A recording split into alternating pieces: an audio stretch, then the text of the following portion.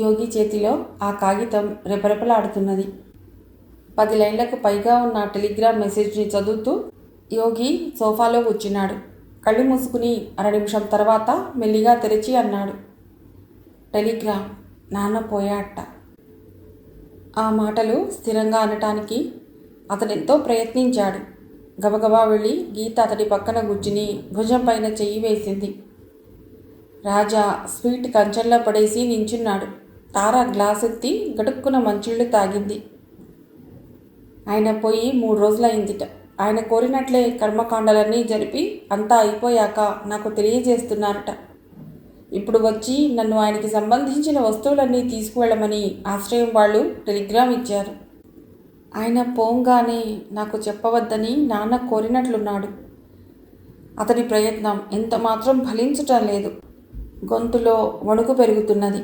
తనని ఇంకా దగ్గరగా తీసుకుంటున్న గీతని చూస్తూ అన్నాడు యోగి, నువ్వు నన్ను పెళ్లి చేసుకుంటానంటే నాన్న ఏమన్నాడో గుర్తుందా? యోగి దేనికి పనికిరాడమ్మా అన్నాడు. ఆయనకి తలకొరివి పెట్టడానికి కూడా పనికిరాలనుకున్నాడన్నమాట. భళ్ళున బద్దలైనట్లు ఏడ్చాడు. పోనీలే, అలాంటివి నాకు నమ్మకం లేదని ఆయనకు తెలుసు కదా, అందుకనే నా అవసరం లేదనుకున్నాడేమో. ఏడుస్తూనే తన మనసులో కదలాడుతున్నవన్నీ త్వరగా బయట పెట్టాలన్నట్లు గబగబా చెప్పసాగాడు. ఆయనకి నేనంటే కోపం ఉందని తెలుసు, కానీ ఇంత కోపం ఉందని అనుకోలేదు. చనిపోయిన 3 రోజుల తర్వాతే నాకు చెప్పమని అన్నట్ట. ఈ 3 రోజులు నేను నవ్విన నవ్వులకి అర్థం ఏమన్నా ఉందా? ఆయన పోయిన రోజు మనం హోటల్కి వెళ్ళాం. అప్పుడు కడుపు నిండా తిని సంబరంగా కిళ్ళి వేసుకున్న కిరాతకుణ్ణి నేను. అవునా? 3 రోజుల పాటు నాకేం తెలియదు. ఆగాడు. 2 నిమిషాలు ఏడుస్తూనే ఉండిపోయాడు. తర్వాత కొద్దిగా తేరుకుని, నేనేం కసాయివాడిని, క్రూరుడిని కాదు, మహా అయితే పిచ్చి వెధవని, అంతే. అంతదానికే ఆయన నన్ను కాదని దూరంగా ఆశ్రమానికి వెళ్ళిపోవాలా? ఆ శిక్ష చాలదన్నట్లుగా ఇప్పుడు ఇలా చేస్తాడా ఆయన? చెప్పు గీత, కసాయివాడు ఎవరు, నేనా ఆయన? మళ్ళీ వలవలా ఏడవసాగాడు. అతన్ని కంట్రోల్ చేయడం తన వల్ల కాదని గీతకి తెలిసిపోయింది. యోగి భుజం పైన వాలిపోయింది. నీళ్లు నిండిన కళ్ళకి అంతా మసగమసగ్గా ఉంది. ముద్దుబారిన మెదుటికి అంతా గజిబిజిగా ఉంది. గీత ఆసక్తిరాలిలాగా కూర్చుండిపోయింది. రంగారావు నుండి ఉత్తరం 10 రోజుల క్రితమే వచ్చింది. కులాసాగానే ఉన్నానని రాశాడు. ఇప్పుడు ఇలా హఠాన్మరణం చెందటం నిజంగా షాకే. యోగి ఇక జీవితంలో సంభాళించుకోలేని విధంగా మరణ సమయంలో రంగారావు దెబ్బతీసిన విధానం గీతని ఇంకా కలచివేసింది. 10 నిమిషాల తర్వాత లేచి మొహం కడుక్కుని వచ్చాడు యోగి. రాజా చెయ్యి పట్టుకుని టేబుల్ దగ్గరికి తీసుకువెళ్ళాడు యోగి. తను కూర్చుంటూ అతన్ని కూడా కూర్చోమని సంజ్ఞ చేశాడు. ఆయన పోయి చాలా రోజులైంది.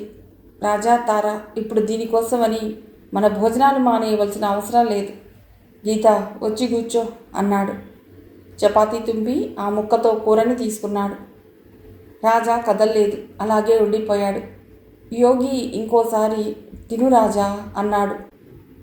గీత యోగి వెనకగా నిలబడి అతని తల మీద చెయ్యి వేసి, నటించడం నీకు రాదు యోగి, ఎబ్బెట్టుగా ఉంది. పైగా రాజా ఇంకోలా అనుకునే వ్యక్తి కాదు.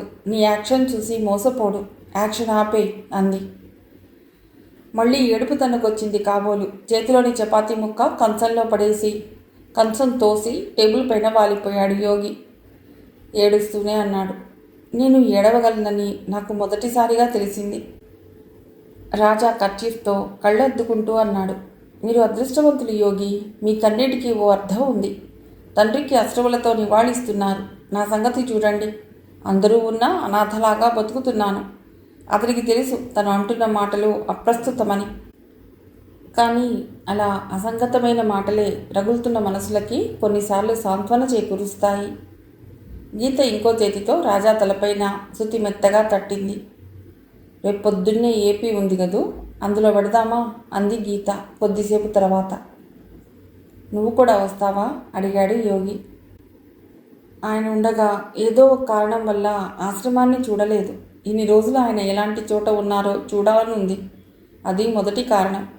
ఇకపోతే రెండో కారణం ఏమిటంటే అంటూ వాతావరణాన్ని తేలిక చేద్దామన్న ప్రయత్నంతోనో తన మనసుకి కూడా హ్యూమర్ కావాలన్న తపనతోనో చిన్నగా నవ్వి కొనసాగించింది గీత. రెండో కారణం ఏమిటంటే దూర ప్రయాణం అన్న రాశి ఫలాలని నిజం చేయాలని ఒక తెలుగు ఆయన ఆ ఆశ్రమాన్ని స్థాపించాడు. కాశీకి 3 కిలోమీటర్ల దూరంలో ఉన్న ఆశ్రమాన్ని మొదటిసారి చూసినప్పుడు ప్రశాంతంగా ఉందనుకుంది గీత. చాలా బాగుంది కదూ అని యోగితో అనబోయి చివరి క్షణంలో ఆగిపోయింది. ఆశ్రమాన్ని ఆసక్తిగా చూశాడు యోగి. నాట్ ఏ బ్యాడ్ ప్లేస్ అన్నాడు. ఆయన ఉండగా మనం ఇక్కడికి రాకపోవటం ఎంతో అసంతృప్తి ఉంది, కానీ ఈ ఆశ్రమం చూశాక మావయ్య అట్లీస్ట్ మంచి చోట తనకి ఇష్టమైన విధంగా చివరి రోజులు గడిపాడనిపిస్తున్నది అంది గీత. అవునన్నట్లు తల ఊపాడు యోగి. సెక్రటరీని కలిసి మాట్లాడారు. ప్లీజ్ యాక్సెప్ట్ అవర్ కండోలెన్సెస్ అన్నాడు సెక్రటరీ. రంగారావుకి మ్యాసివ్ హార్ట్ అటాక్ వచ్చిందిట. 6 నెలల క్రితమే ఈసీజీ లాంటి పరీక్షలు చేసినప్పుడైతే ఆరోగ్య సమస్యలు దాగి ఉన్నాయి అన్నది బహిర్గతం అవ్వలేదుట. మరి ఏమైందో ఏమో, మొదటి అటాక్నే రంగారావు తట్టుకోలేకపోయాడు. తర్వాత సెక్రటరీ కొన్ని వివరాలు చెప్పాడు. రంగారావు తన పేరిట ఉన్న మొత్తం అంతా దాదాపు ఆశ్రమం పేరిటే రాశాడు. తాను పోయాక 2 లక్షల రూపాయలకి మాత్రం డ్రాఫ్ట్ చేసి తయారుగా ఉంచమన్నట్ట. అది యోగికి అందజేయమని చెప్పాట. నా కొడుకుని నేను ఎలా తీర్చిదిద్దానో, ఎలా మలిచానో నాకు తెలియదు. తండ్రిగా అతడు ఏదన్నా నా నుండి పొందాడో లేదో నాకు తెలియదు. అతడికి ఏదో కొంత ఇవ్వకుండా పోవటం నాకు ఇష్టం లేదు. అందుకనే ఈ మొత్తం అతడికి అందజేయమని కోరుతున్నాను. అతని కోసం కొంత వాడుకోమని, మిగిలినది నా మనవడికో మనవరాలికో తాత ఇచ్చే బహుమతిగా అందజేయమన్నానని చెప్పండి అని రంగారావు రాసిన విజ్ఞాపనని ఆయన చదివి వినిపించాడు. కాగితాన్ని అందిస్తూ secretary, do you want to know anything else అడిగాడు. కాగితాన్ని ఎగాదిగా చూస్తూ, thank you, we would like to spend some time here. మీకు అభ్యంతరం లేకపోతే రోజంతా ఆశ్రమంలో గడుపుతాం అన్నాడు యోగి. ఆయన తల ఊపాడు. అప్పుడు యోగి కాగితం వంక ఇంకోసారి చూసి సంశయిస్తూనే అడిగాడు, ఆయన నాకేమైనా ఉత్తరం రాశారా? సెక్రటరీ అర్థం చేసుకున్నానన్నట్లు తల ఊపి ఫైల్ తీసి కాగితాలు వెతకసాగాడు. యోగి ఊపిరి బిగబట్టాడు. Sorry mister Yogi, he did not seem to have written anything addressing you. యోగి తలదించుకున్నాడు. గీత అతడి భుజం పైన చెయ్యి వేసి దగ్గరకు తీసుకుంది. తన మరణానంతరం ఏమేమి చేయాలో వివరంగా ఏర్పాటు చేసిన మావయ్య కొడుకుని ఉద్దేశించి పర్సనల్గా 4 ముక్కలు రాసి ఉంచకపోవటం నిజంగా చాలా అన్యాయం అనుకుంది గీత. ఆఫీస్ రూమ్ నుండి బయటకు వచ్చాక తల ఎత్తాడు యోగి. కళ్ళు పొడిగా కనిపిస్తున్నాయి కాబట్టి ఏడవటం లేదని అనుకోవాలి, కానీ అతడు లోపల ఎంతగా రోధిస్తున్నాడో గీత అర్థం చేసుకోగలిగింది. సెక్రటరీ ఇచ్చిన డ్రాఫ్ట్ బరువు మోయలేనట్లు గీత చేతిలో పెట్టాడు యోగి. యోగి, మావయ్య స్నేహితులతో మాట్లాడదాన్రా అంది గీత. రంగారావుతో సన్నిహితంగా మెలిగిన వారితో మాట్లాడారు. మాటల మధ్యలో మీ అందరితో కలిసి ఆయన చార్ధామ్ యాత్ర చేయగలిగారు, మౌంట్ అబు చూడగలిగారు అంది గీత. రంగారావు స్నేహితుడు ఆశ్చర్యపోయాడు. ఆయన ఇక్కడికి వచ్చాక ఎక్కడికి వెళ్ళలేదు, ఆయన స్నేహితులు కూడా ఎవరు యాత్రలకి వెళ్ళలేదు అన్నాడు. యోగి గీత మొహాలు చూసుకున్నారు. యోగి కళ్ళల్లో నీరు ఊబికి ఊబికి వస్తున్నది. ఒక్కసారి కాదు 2 సార్లు అబద్ధం చెప్పి రావద్దన్నాడు. అంతగా దూరం ఉంచవలసిన అవసరం ఉందా? తర్వాత తండ్రి ప్రతిరోజు చేసే పనుల గురించి వివరంగా తెలుసుకున్నాడు యోగి. ఆయన కిచెన్లో చేస్తాడని చెప్పిన అన్ని పనులని యోగి చేయటం మొదలెడితే గీత కూడా సాయం చేసింది. చాలా వరకు యోగి మౌనంగానే ఉన్నాడు. పని మధ్యలో ఎవరో టీ అందిస్తే కప్పు తీసుకున్నాడు, కానీ కప్పుని పెదవికి చేర్చలేదు. టీ అతడి చేతిలోనే చల్లారిపోయింది. గీత మాట్లాడకుండా కప్పు తీసుకుంది.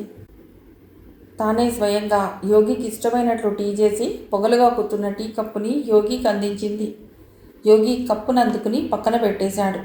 గీత 2 చేతులని అందుకుని అరచేతుల మధ్య మొహం ఉంచుకుని బావురమని ఏడ్చాడు. తండ్రి తనకి రాయని ఉత్తరం గురించి అంతగా కుమిలిపోతున్నాడా? ఎన్ని రకాలుగా తండ్రి తనని విస్మరించి దూరంగా ఉంచాడో తలుచుకుని దుఃఖిస్తున్నాడా? సాయంకాలం వరకు యోగి అలాగే ఆశ్రమంలో గడిపాడు. రాత్రి నిద్రకు ఉపక్రమిస్తూ లైట్ ఆపిన 5 నిమిషాల తర్వాత అతడు ఒక్క ఉదుటిన గీత వైపు దొర్లాడు. 2 చేతులతో ఆమెని కదుపుతూ, గీత, మనిషి తన వారి కోసం బతకటం మాత్రమే సరి అయినదా అన్నాడు. ఆమెకి ఏం జవాబు ఇవ్వాలో తెలియలేదు. ఎందుకంటే ఆ ప్రశ్న సరిగ్గా అర్థం అవ్వలేదు. కానీ కలవరపడుతున్న యోగికి సాంత్వన ఇవ్వాలన్నట్లు అతడికి దగ్గరయ్యింది. అతడితో పాటు ఆమె కూడా పైన తిరుగుతున్న ఫ్యాన్ని చూస్తూ ఉండిపోయింది. తిరుగు ప్రయాణంలో యోగి తేరుకున్నట్లు కనబడ్డాడు. గీత హమ్మయ్యా అనుకుంది. యోగికి సిగరెట్ బాగా అలవాటు. ట్రైన్లో అతడు తాగలేదు. సాధారణంగా అతడు రూల్స్ పాటిస్తాడు. ట్రైన్లోనూ రైల్వే స్టేషన్లలోనూ నిషేధించారు కాబట్టి అతడు తాగలేదనుకుంది గీత. నేను సిగరెట్ మానేశాను గీత అని అతడే కబుర్లలో చెప్పాడు. చెప్పానుగా, చిన్నప్పుడు నాన్న ఏదన్నా వద్దంటే అది వెంటనే చేయాలనిపించేది. నాన్నకి సిగరెట్ అంటే గిట్టేది కాదు. తన దగ్గరి స్నేహితులని కూడా ఇంట్లో సిగరెట్ తాగనిచ్చేవాడు కాదు. నేను సిగరెట్ తాగుతూ ఆయన కంటపడ్డ రోజున నడి బజార్లో నా స్నేహితుల ఎదురుగా నా చెంప పగలగొట్టాడు. ఆ తర్వాత ఆయన విసిగిపోయాడు. నేను చచ్చిపోయాకన్నా ఆ అలవాటు వదులుకుంటావా అని ఓ రోజున అన్నాడు. పాపం, ఇప్పుడు అదే నిజమైంది.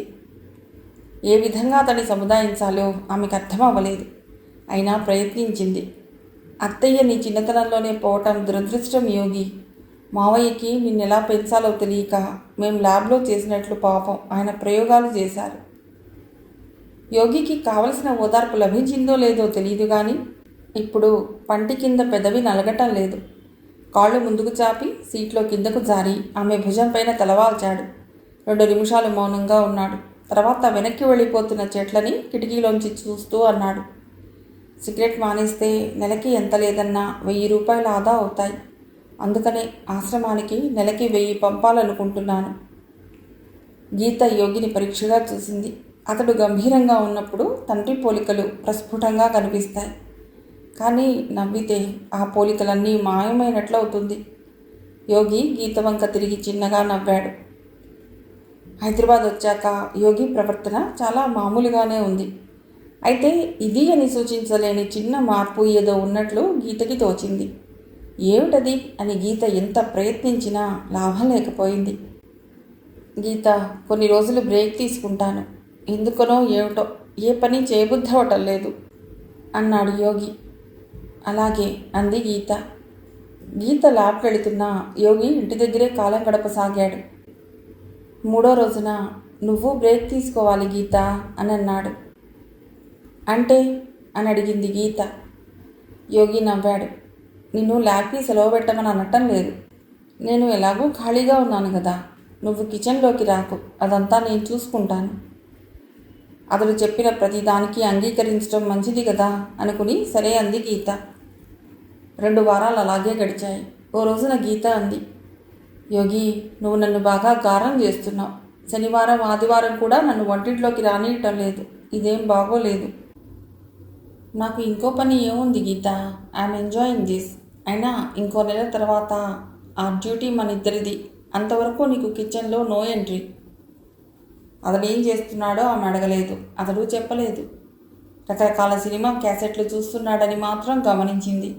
ఏవేవో రాస్తున్నాడు అని చెత్తబుట్టలో కనబడుతున్న కాగితాల ముక్కలు చూస్తుంటే తెలిసిపోతున్నది. పగలంతా ఏం చేస్తున్నాడో తెలియదు కానీ గీత ఇంటికి వచ్చేసరికి మాత్రం అతడు చక్కగా తయారై ఆమె కోసం ఎదురు చూస్తూ ఉంటాడు. ల్యాబ్ కబుర్లు అడుగుతాడు.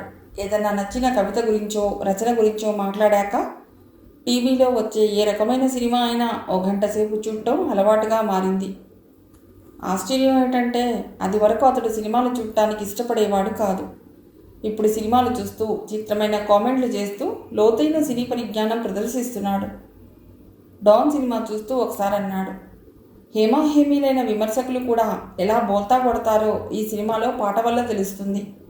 బాంబేలో ఓ ప్రముఖ పత్రికలో సినిమా రివ్యూ రాస్తూ హీరో హీరోయిన్లు విలన్ బారి నుండి తప్పించుకుంటూ తిరగటం బాగా థ్రిల్లింగ్గా తీశారు, కానీ మధ్యలో ఓ పాటను అనవసరంగా ఇరికించి సాగదీశారు అని రాశారు. ఆ పాట ఏమిటో తెలుసా? 25 ఏళ్ల తర్వాత ఇప్పటికీ ఎవ్వరూ మర్చిపోని పాన్ బనారసి వాళ్ళ పాట. బొబ్బిలి యుద్ధం సినిమాలో మురిపించే అందాలే అన్న పాట మొదలు కాబోతుంటే యోగి ఈ పాట మొదట్లో సొగసు కీల్జెడదానా సోగ కన్నులదానా అని సాగే సాకి వస్తుంది. శ్రీనాథుడి పద్యం ఆధారంగా శ్రీశ్రీ దాన్ని రాశాడు అని వివరించాడు. శ్రీనాథుడి సీస పద్యాన్ని పూర్తిగా వినిపించి అర్థం కూడా చెప్పాడు. సినిమాల గురించి అతడికి అన్ని విషయాలు తెలియటం గీత ఊహకి అందలేదు. అతడే చెప్పినట్లు ఒకప్పుడు సినిమా పిచ్చ బాగా ఉండేది కాబోలు అనుకుంది. అన్ని సినిమాలని అంత విశ్లేషణాత్మకంగా ఎందుకు చూస్తున్నాడో గీతకు అర్థం కాలేదు. తన చిన్నప్పటి కల అయిన సినిమాలలో పనిచేయటాన్ని ఇప్పుడు సీరియస్గా తీసుకుంటున్నాడా అన్న సందేహం కలిగింది. కానీ నాలాంటి వాడు సినిమా ఫీల్డ్కి పనికిరాడని అతడే ఒకప్పుడు స్టేట్మెంట్ ఇచ్చాడు కదా. ఒక రోజున గీత అంది, మావయ్య నీ కోసం నేను కొంత వాడుకోమని డ్రాఫ్ట్ ఇచ్చారు కదా, ఆయన జ్ఞాపకార్థం బైకు కొనుక్కోరాదా? అంతవరకు యోగి మొహంలో ఉన్న చిరునవ్వు మాయమైంది. కొన్ని క్షణాలు మాత్రమే.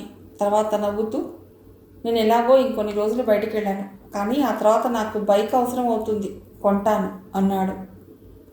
ఇక గీత కుతూహలాన్ని ఆపుకోలేక, యోగి ఏం చేయాలని అనుకుంటున్నావు సూటిగా అడిగింది. సమాధానం చెప్పడానికి యోగి సంశయించినట్లు కనబడ్డాడు. చివరికి గొంతు విప్పాడు. నాన్న మరణం నన్ను నిజంగా అయోమయ స్థితిలో పడేసింది గీత. ఆయన నా గురించి రకరకాలుగా చేసిన వ్యాఖ్యలు ప్రతి నిమిషము గుర్తుకొచ్చి సతాయిస్తున్నాయి. ఎలాగో కొత్త ఉద్యోగం వెతుక్కోవాలి కదా, ఏం చేయాలి అని అనుకుంటుంటే ఆయన నీతో అన్న మాటలు స్ఫురణకొచ్చాయి.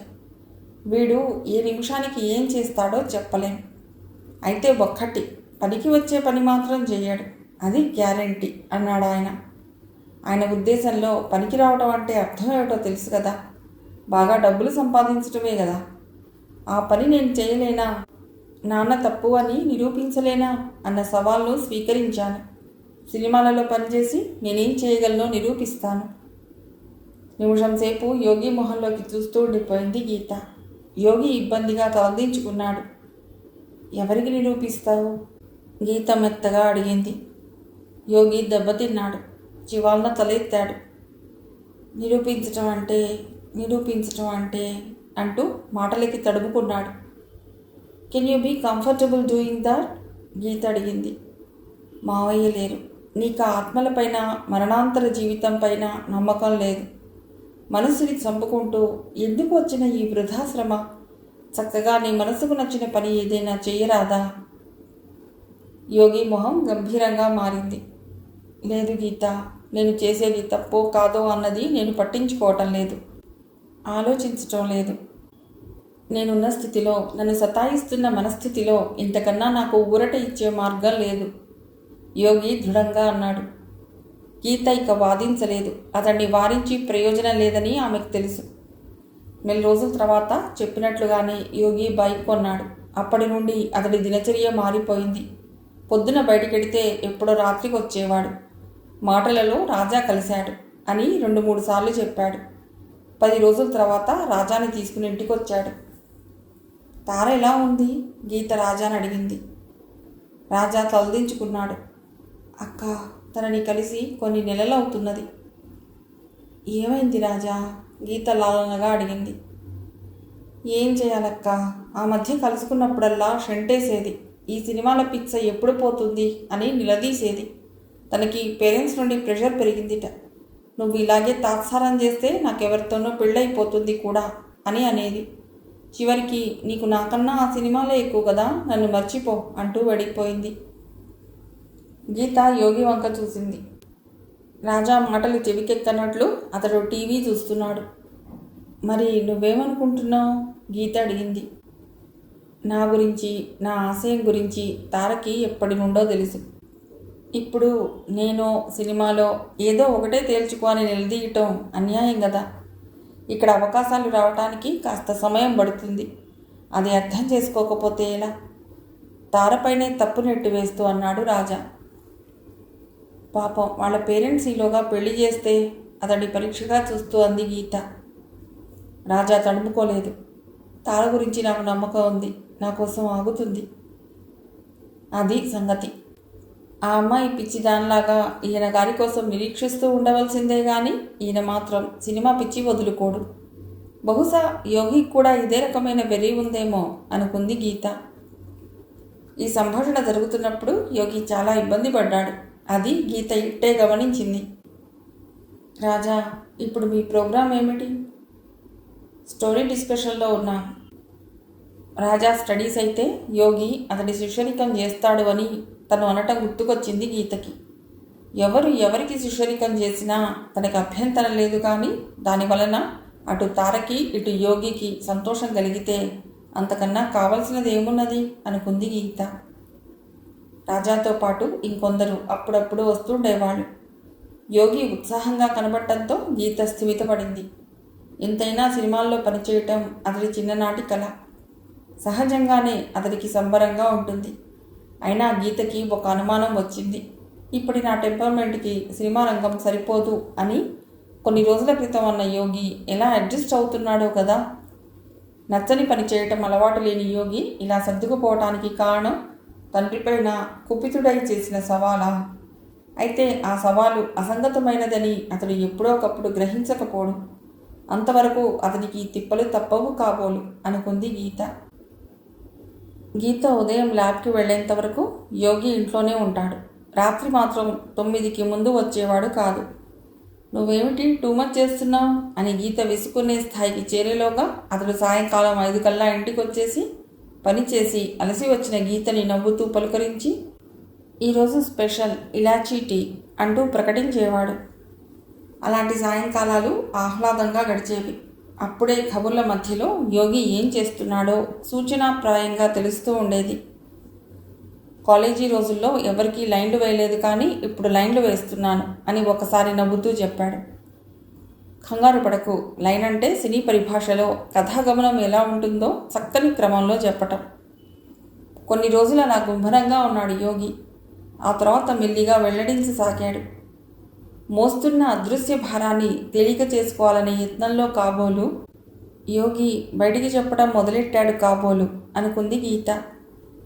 యోగి ఏం చేస్తున్నాడో సూచనప్రాయంగా చెబుతుంటే గీత ఆసక్తిగా విన్నది. ఏదన్నా కొత్తగా చెబుదామంటే ఇక్కడ కుదరదు. ఏవో 4 సీడీలో క్యాసెట్లో ఇచ్చి అన్నీ కలిపి ఇంకేదో వండాలంటారు. వారం రోజులు కూర్చున్నాక కథ 2 అడుగులు ముందుకు వెళ్ళి 4 అడుగులు పక్కకి వెడుతుంది అని చెప్పినప్పుడు అతడి మాటలలో పశ్చాత్తాప ధోరణి ఉందా అన్న అనుమానం గీతకొచ్చింది. క్రమంగా అనుమానం బలపడసాగింది. అయితే అందువల్ల గీతకి ఆనందంగానే ఉంది. ఎందుకంటే అక్కడ తను ఇమడలేనని యోగి ఎంత త్వరగా గ్రహిస్తే అంత మంచిది. బలవంతాన పంటి బిగువన భుజాలపై మోస్తున్న భారాన్ని అతడు తొలగించుకుంటే అంతకన్నా కావలసినది నాకు ఏముంటుంది అనుకుంది. కొన్ని నెలల వరకు యోగి రాజా బృందం సృష్టించిన కథలని సినీ పరిశ్రమలో ఎవరన్నా మెచ్చుకున్న దాఖలాలు కనబడలేదు. యోగి లోపల ఘర్షణ పడుతున్నా పైకి మాత్రం మామూలుగానే కనబడుతున్నాడు. ఓ రోజు యోగి చాలా సంతోషంగా కనబడ్డాడు. గీత, ఈరోజు మనం హోటల్లో డిన్నర్కి వెడుతున్నాం అని ప్రకటించాడు. Any good news? ఇప్పుడు కాదు, భోజనం చేస్తూ యోగి గమ్మత్తుగా కనురెప్ప మూశాడు. హోటల్లో చెప్పాడు. గుండు కొట్టించుకుని తలంటి పోసుకున్నంత రిలీఫ్గా ఉంది నాకు. యోగి నవ్వాడు. నువ్వన్నది 100% correct Geetha. I was never comfortable doing that. కానీ నేను డబ్బు సంపాదించగలను అని నిరూపించాలన్న పట్టుదల ఉండేది. డబ్బు సంపాదించటానికి సినిమాల కన్నా ఇంకో మంచి మార్గం ఏముంది అనుకున్నాను. సరే, మొండిగా దూకాను. రాజా చాలా సాయం చేశాడు. చాలా రోజులు ఓపికగా ఉన్నాను. నేను చేస్తున్నది తప్పు అని ఒప్పుకోవాలంటే చిన్నతనంగా అనిపించింది. అందుకనే వింకంగా ఉన్నట్లు నటించాను. కానీ నేను ఓడిపోయాను అని డిక్లేర్ చేస్తుంటే ఇప్పుడు ఆనందంగా ఉంది. నో, నేను దేనికైనా పనికొస్తానో లేదో నేను చెప్పలేను, కానీ ఇలాంటి ఉద్యోగాలకి మాత్రం సందేహం లేకుండా పనికిరాను.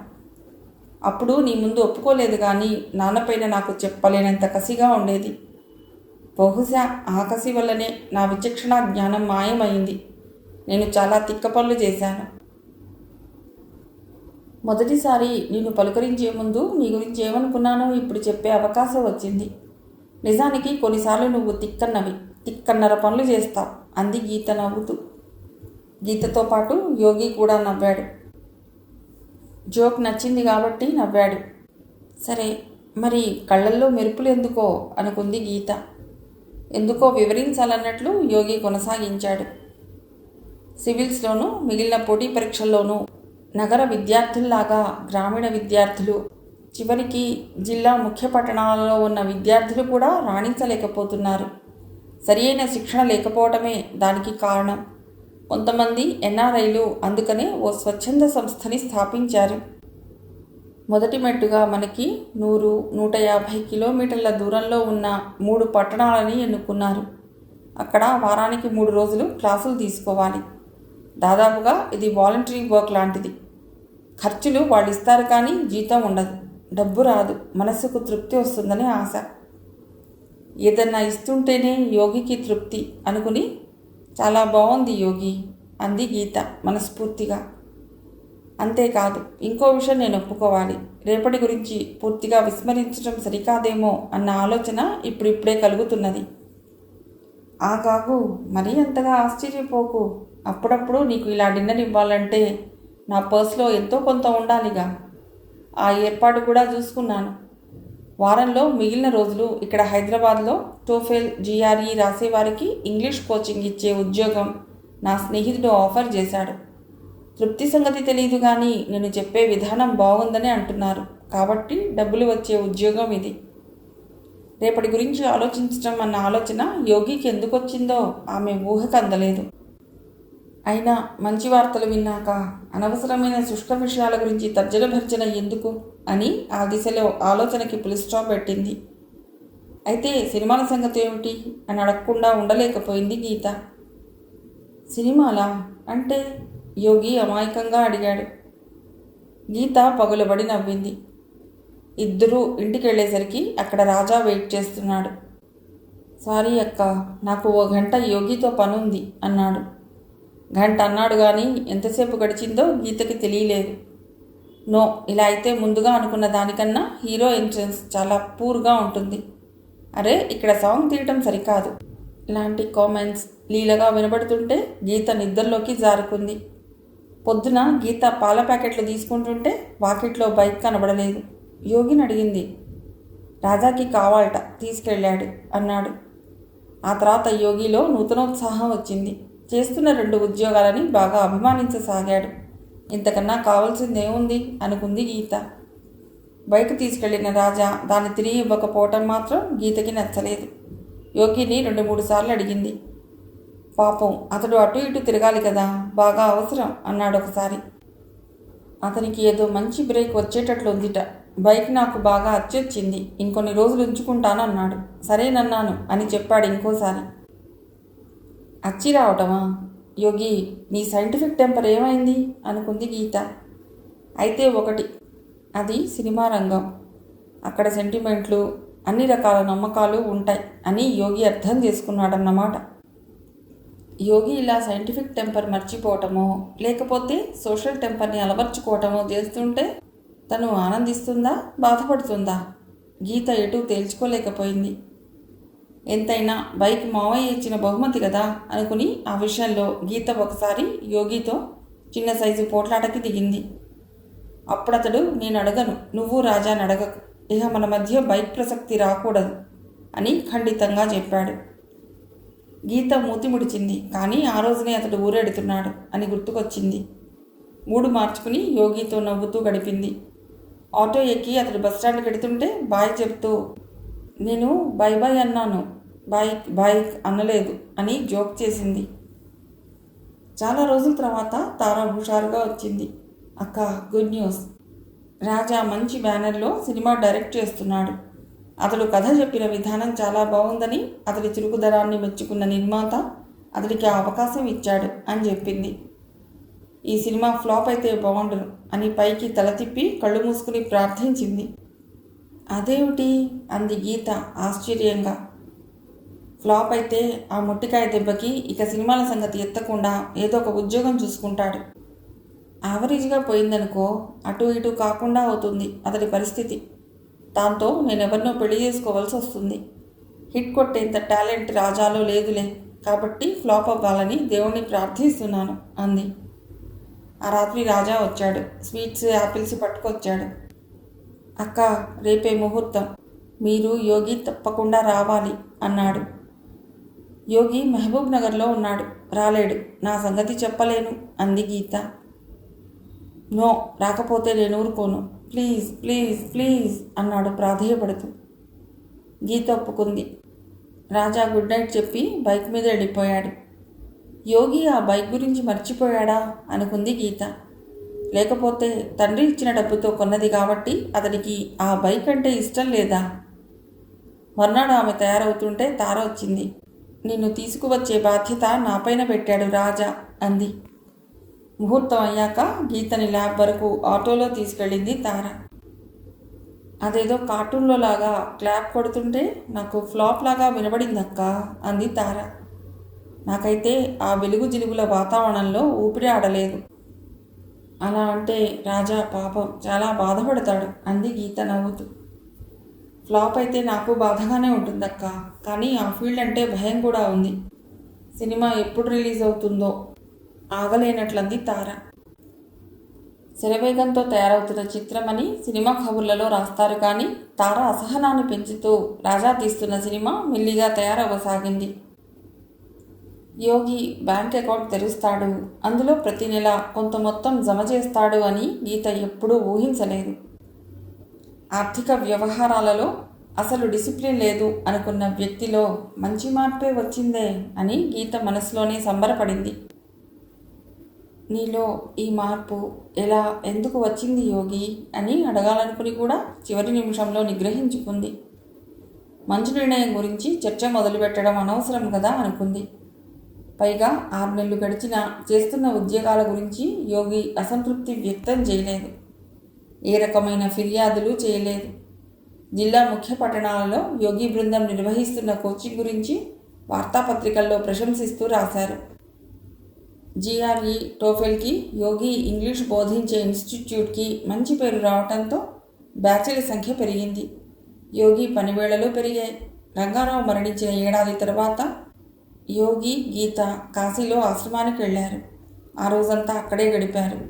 ఇన్నాళ్ళకి యోగి నచ్చిన ఉద్యోగం చేస్తున్నాడు కాబట్టి ఇన్నాళ్ళకి ఒక ప్లాన్ ప్రకారం ఆశ్రమానికి వెళ్ళగలిగాం కాబోలు అనుకుంది గీత. వచ్చేస్తూ యోగి ఆశ్రమ నిధికి విరాళం ఇచ్చాడు. ఓహో, ఇతగాడు రేపటి కోసం ఆలోచించడం మొదలెట్టింది దీనికోసం కాబోలు అనుకుంది గీత. ఆ ఊహ కొంతవరకు మాత్రమే సరి అయినది అని ఆమెకు తెలియదు. వాళ్ళు కాశీ నుండి వచ్చిన నెల తర్వాత రాజా దర్శకత్వం వహిస్తున్న సినిమా విడుదలయ్యింది. ఆ సమయంలో యోగి హైదరాబాద్లో లేడు. అది రిలీజ్ అయ్యే రోజున తార పొద్దున్నే గీత ఇంటికి వచ్చింది. గుడికి వెళ్ళి స్ట్రైట్ ఇటు వస్తున్నానక్క. ఏమని మొక్కుకున్నావు? గీత నవ్వుతూ అడిగింది. ఒక రకంగా నేను మొక్కుకునే అవసరం లేదనుకుంటాను. ఎందుకు? మొన్న ఆ సినిమా ప్రివ్యూ చూశాను. ఎలా ఉంది? ఆతృతగా అడిగింది గీత. నాకైతే ఏం నచ్చలేదు. ఆ సంగతే రాజాతో అంటే నువ్వు బాగున్నాయన్న సినిమాలు 2 వారాల్లోనే ఢామని పేలాయి కదా అన్నాడు. నాకైతే అనుమానంగానే ఉంది. అందుకనే దేవుడా నాకు అయోమయంగా ఉంది, నీ ఇష్టం వచ్చినట్లు చేయి నాయనా అని ప్రార్థించి కొబ్బరికాయ కొట్టాను. గీత పగలబడి నవ్వింది. ఆయన అభీష్ట ప్రకారమే చేయమని భగవంతుడికి పర్మిషన్ ఇచ్చావన్నమాట. బాగుంది. కానీ రాజా చేసిందే బాగోలేదక్క. తార ఠక్కున టాపిక్ మార్చింది. హీరోయిన్ని ఎంత అందంగా చూపించాడో నేను చెప్పలేను. తార గొంతు స్థాయి తగ్గింది. మొగాడు అంటుంటారే, అలా సెక్సీగా కూడా చూపించాడు. అడిగితే ఇది సినిమా తల్లి అంటున్నాడు. తార స్థిమితంగా ఉండలేకపోయింది.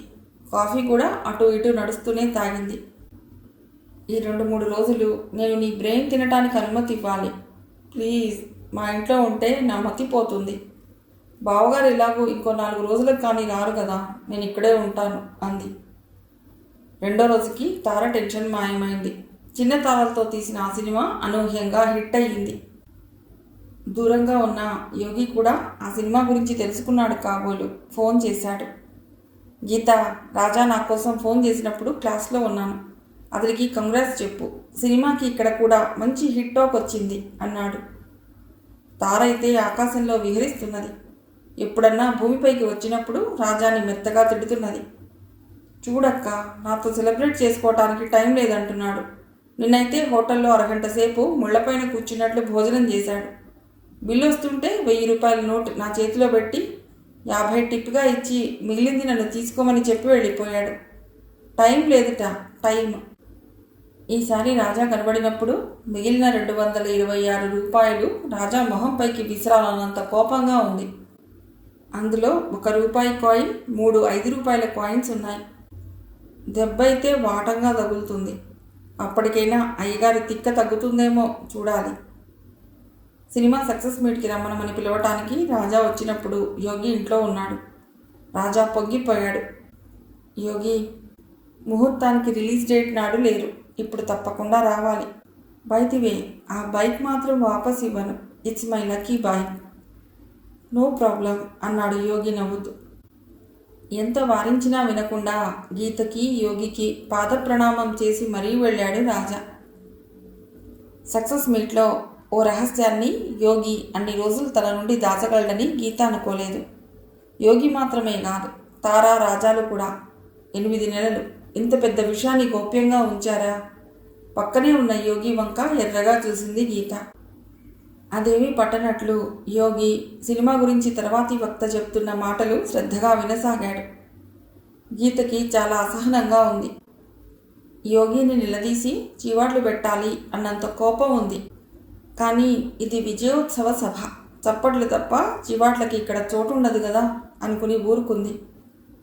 సినిమా ఎందుకు బాగుందో వివరిస్తూ ఓ డాక్టర్ గారు కథని చెప్పడంతో రహస్యం బయటపడింది.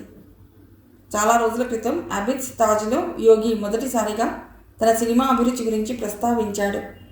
ఆస్తి కోల్పోయిన ప్రేయసికి హీరో తిరిగి ఆ ఆస్తిని సంపాదించి ఇవ్వటం అని అప్పుడు ఓ కథ కూడా చెప్పాడు. దానికే ఇంకా ముస్తాబు చేసి ఇప్పుడు ఈ సినిమా తీశారు. అయినా తనకి ఆ సంగతి ఇసుమంత కూడా తెలియదు. కొన్ని నిమిషాల తర్వాత గీత ఇక ఆగలేకపోయింది. యోగి వంక వాలింది. This is too much. ఆస్తి పోయింది అన్న కహాని మొదటగా చెప్పిన ఒరిజినల్ ఐడియా నాది. దాన్ని కథగా మార్చినప్పుడు నా అనుమతి ఎందుకు తీసుకోలేదు? కోపం తీరక అతన్ని మెత్తగా గిల్లింది కూడా. యోగి నవ్వాడు. అతడేదో చెప్పబోయాడు. కానీ ఈలోగా స్టేజ్ పైన రాజా మైక్ అందుకున్నాడు. పేరు పేరున అందరికీ కృతజ్ఞతలు చెప్పాడు. చివర్లో అన్నాడు, నిజానికి ఈ కథ ఇంత బాగా రావటానికి ఓ అజ్ఞాత వ్యక్తి కారణం. పేరు చెప్పుకోవడం ఇష్టం లేని ఆ వ్యక్తి నిజంగా ఓ యోగి. ఆయన ప్రోత్సాహ సహకారాలు లేకపోతే నేను బహుశా ఈ కథని ఇంత బాగా చెప్పలేకపోయేవాడినేమో. ఆయనకి నేను ఆ జన్మాంతం రుణపడి ఉంటాను అన్నాడు. పుత్రోత్సాహం అంటే నాకు తెలుసు, శిష్యోత్సాహం కాబోలు నీ మొహంలో ప్రతిఫలిస్తున్నది యోగి అన్నది గీత. విజయోత్సవ సభ ముగిశాక ప్రత్యేక ఆహ్వానితులు విందుకు కదిలారు. డిన్నర్ సమయంలో రాజా అన్నాడు, అక్క, దివాళా తీశామని చెప్పి నువ్వు యోగిని ఎలా టీజ్ చేశావో ఒకసారి యోగి చెప్పాడు. అసలు సంగతి తెలిసాక ఏ రకంగా కథ అల్లాలని అనుకున్నాడో కూడా వివరంగా చెప్పాడు. సినిమా కథల గురించి ఆలోచిస్తున్నప్పుడు ఆలయనే డెవలప్ చేస్తే ఎలా ఉంటుంది అన్న ఆలోచన యోగి చెప్పడం నా అదృష్టం. నిజంగా ఆయన లేకపోతే ఈ కథ ఇంత పట్టుగా వచ్చేది కాదు. చాలా కష్టపడ్డాడు. సారీ, ఈ హడావుడిలో మీతో స్పెండ్ చేయలేకపోతున్నాను. Please excuse me. తనకి ఏమాత్రం నచ్చని వాతావరణంలో అన్ని నెలలు యోగి ఓపికగా ఎలా సహజీవనం చేశాడో అప్పుడు గీతకు అర్థమైంది. ఆ కథాంశంతో అతనికి ఒక రకమైన అటాచ్మెంట్ ఉంది. కథ ఒక రూపుకి వచ్చిందనుకున్నాక ఇక ఆగలేక గుడ్ బై చెప్పి బయటపడ్డాడు కాబోలు. రాజా తల్లిదండ్రులతో మాట్లాడుతున్న తారా తల్లి గీతని చూసి చెయ్యి ఊపింది. కొన్ని నిమిషాల తర్వాత గీతని పులకరించినప్పుడు, మీ స్టూడెంట్ చాలా లక్కీ గీత. రాజాకి మంచి ఆఫర్స్ వస్తున్నాయట. 1/2 కోటి వరకు ఇస్తామని అంటున్నారట. ఇందాక తారా వాళ్ళ మామగారు చెప్తున్నారు అంది ఆవిడ. నా మామగారు ఏమిటి? మొహం చిట్లించింది తారా. లేదమ్మా, మీరు చెప్పింది అక్షరాలా నిజం. ఈ ఫీల్డ్లో మనుషులు చెడిపోతారు. ఉద్యోగం చేస్తేనే పెళ్లి చేసుకుంటానని నేను రాజాతో ఖచ్చితంగా చెప్పాను. అతడు సినిమాలే అంటున్నాడు. నాకేదన్నా వేరే సంబంధం చూడండి. ఆవిడ నిర్ఘాంతపోయింది. నీకు మతిపోయిందా? ఇంత మంచి సంబంధం ఎక్కడి నుంచి వస్తుంది? అతడు కోట్లు సంపాదిస్తాడు తెలుసా? నాకు బైక్ మీద తిప్పే మొగుడు కావాలి. కోట్లొద్దు. ఇప్పుడు ఇక్కడ సీన్ చేయకండి. నా నిర్ణయం మాత్రం మారదు. తార కుండబద్దలు కొట్టినట్లు చెప్పింది. భర్తకి చెప్పటానికి తార తల్లి నసుగుతూ వెళ్ళింది. ఏమిటిది తారా? గీత అడిగింది. తార పకపక నవ్వసాగింది. అక్క, ఎలా ఉంది డోస్? సినిమా ఫీల్డ్ మంచిది కాదు. రాజాని మర్చిపోమని నన్ను షెడ్డిన వాళ్లే ఇప్పుడు అతన్ని చేసుకోవటం నా అదృష్టం అంటున్నారు. వారం రోజులు సతాయించి కానీ నిజం చెప్పను అంది తార. గీతకి నవ్వొచ్చింది. కానీ పైకి అది ప్రదర్శిస్తే తార ఇంకా రెచ్చిపోతుంది అని. పాపం, ఎందుకు వాళ్ళని ఇబ్బంది పెట్టడం బాగోలేదు అంది. ఇంత గొప్ప రహస్యం నీకు చెప్పేశాను కదా, నాకు ఓ సాయం చేయాలి. నువ్వు బావగారు గప్చుప్గా 2 నిమిషాలు ఇటు పక్కగా వస్తారా? చాటుగా వెళ్ళాక రాజా, తార కలిసి యోగి గీతలకి ఒక కవర్ అందించారు. కాదనకుండా స్వీకరించాలి, తప్పదు అన్నారు. ఇంకోసారి కాళ్ళకి దండం పెట్టారు. ఇంటికెళ్ళాక కవర్ విప్పింది గీత. కథా సహకారానికి కృతజ్ఞతలు అన్న కాగితంలో 4 లక్షల రూపాయలకి చెక్కు ఉంది. యోగి ఏమంటాడా అన్నట్లు అతడికి చూపించింది. చెక్ చూసిన మరుక్షణం 2 రెళ్ళ 4 అన్నంత సులభంగా యోగి అన్నాడు. సగం ఆశ్రమానికి పంపిద్దాం, ఇంకో సగం ఫిక్స్డ్ డిపాజిట్ చేసి ప్రతి ఏడు నాన్న పేరుతో మీ ల్యాబ్లో రీసెర్చ్ ఫెలోకి ఒక అవార్డు ఇద్దాం, ఏమంటావు? ఇవో వండర్ఫుల్ యోగి అంది గీత అతడిని హత్తుకుంటూ. కళ్ళెత్తి యోగి మొహంలోకి చూసింది. ఆనందంతో మెరిసిపోతున్న అతడి మొహం అంత దగ్గరగా చూస్తుంటే ఈ సంతోష సమయం కన్నా మంచి తరుణం రాదు.